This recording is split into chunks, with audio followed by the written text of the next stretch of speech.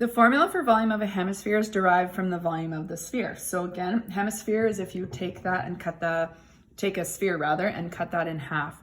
So the volume formula for a sphere is 4/3 pi r cubed. So if you're gonna cut that in half for a hemisphere, so if we take 4/3 pi r cubed, divide that by 2. Remember, when you're dividing fractions, you multiply by the reciprocal. So I rewrote this out as 4 pi r cubed divided by 3 times 1/2 now.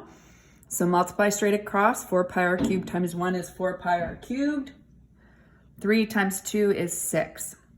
So your formula is 4 pi r cubed 6, but 4 and 6 reduces down to 2 and 3. So your final formula is volume is equal to 2/3 pi r cubed. What is the volume of the hemisphere to the nearest tenth of a cubic centimeter? So we want to practice using that now. So volume is equal to 2/3 pi r cubed.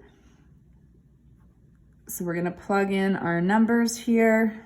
And if we're looking at the radius, I have to move up here. Sorry about that. This is still part of this question here. I didn't realize. So a hemisphere is a radius of 8. So 8 centimeters is the radius. So we're going to plug in 8, but it's cubed now. So order of operations is very important. You need to do your exponents first. And again, with the fraction, I find it easier to go 8 cubed, figure that out, times 2 pi, then divide by 3, rather than putting 2/3 in your calculator and worrying about, this 8 cubed later.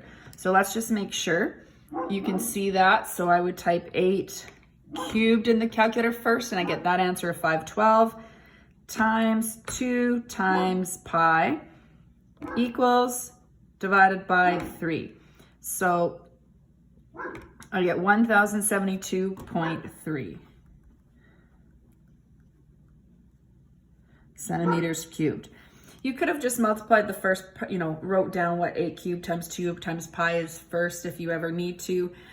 If you're having trouble figuring out sort of where certain buttons are on your calculator, you can always look at the manual. Of course, we don't always keep our manuals, but if you do a quick, Google search and you write in the type of calculator you have, perhaps the model number. So for example, for me, I would write Texas Instruments or TI-84 Plus, and I would say, where is the cube button or cube root button? And pretty quickly, you're gonna find an answer for where that is.